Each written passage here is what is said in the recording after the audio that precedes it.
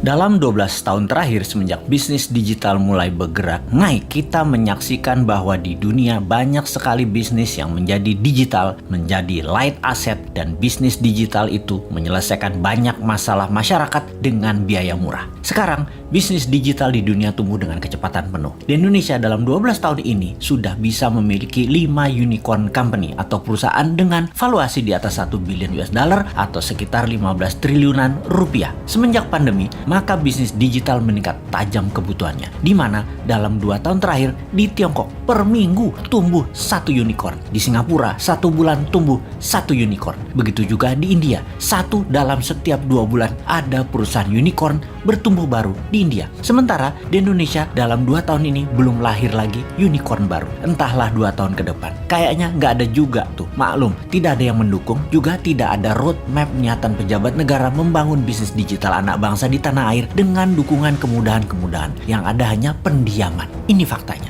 Kalau dilihat dari sisi bisnis, bagaimana kita melihat hal ini? Apakah orang Indonesia itu tidak kreatif yang bisa membuat masalah besar diselesaikan dengan teknologi digital? Atau regulasi pemerintah yang memang terlalu fokus di politik dan terlalu memikirkan pencitraan sehingga lupa mengangkat sendi bernegara lainnya seperti ekonomi, budaya, sosial, pertahanan, dan keamanan? Terlalu politik, sangat politik, serta politik adalah segalanya yang harus didulukan. Sungguh, unicorn ini berciri satu hal, semakin besar problem yang di-solve, semakin besar masalah yang terselesaikan. Maka semakin cepat perusahaan digital itu bertumbuh serta dibutuhkan karena memang menyelesaikan masalah-masalah besar tadi. Apakah di Indonesia sudah tidak ada problem besar lagi? Apakah sudah banyak solusi yang dibuat? Atau malah kebijakan mengebiri banyak gerakan kreatif masyarakat? Contoh, data di lapangan ada puluhan ribu pendaftar minta sertifikasi BPOM yang sudah tahunan gak keluar. Bagaimana UKM mau maju kalau demikian?